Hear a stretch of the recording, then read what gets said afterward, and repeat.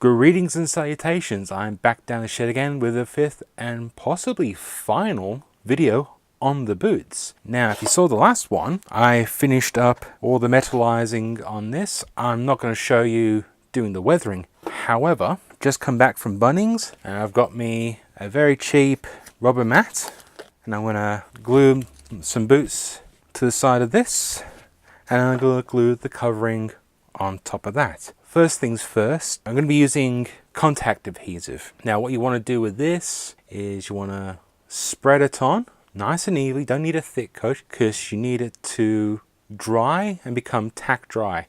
And once it's become tack dry, that's when you can start putting these things together. You don't put the glue on, then squeeze them together and hope and pray it works. You wait for it to tack dry, and that gives you the permanent bond. The directions are on here. Yeah, it does say it's for like timber and stuff like that, but this can be used for a good number of different things, particularly foam and rubber. This is the stuff that I said in the other video that a lot of prop builders use. It's sometimes called barge, but it's essentially the same stuff. You want to give it a really good shake, but I'll do that off camera. The best thing I found to do is if you've got a bit of spare foam, like that'll do, just use a bit of spare foam to spread it around. I'm also going to quickly rough up the surface a bit, but just giving it a scrub down gives it more grip. You want more grip on the glue. I'll probably end up doing the same with my boots. I mean, I've been wearing these for a while, but you know, you can see that there's a bit of wear and tear already, but just to give it something a bit extra on top of roughing these down. But in the case of this, because I want to make sure this is really extra bondy, I'm going to get the knife out, just give it some cross hatching. It just gives the glue a little bit something extra to grip onto. The reason I want to be extra certain with this is because I really don't want anything falling off while I'm halfway through a convention floor, especially because feet will get a lot of wear and tear, so you want to try and get the best glue connections you can. Shiny surfaces just don't work. If you have a shiny surface, you can't rough it up a bit, yeah, just along where you're gluing it, add some scoring. It just gives an extra bit of bite. So let's get to it.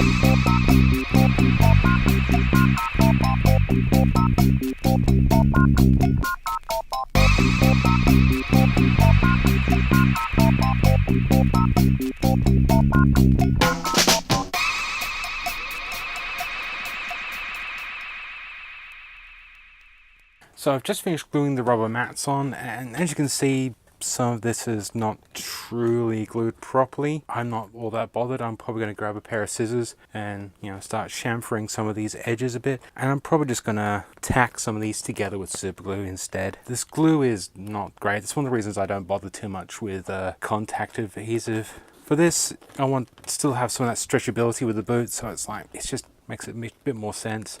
Plus you can spread a bit easier, you got a bit more time to work on it.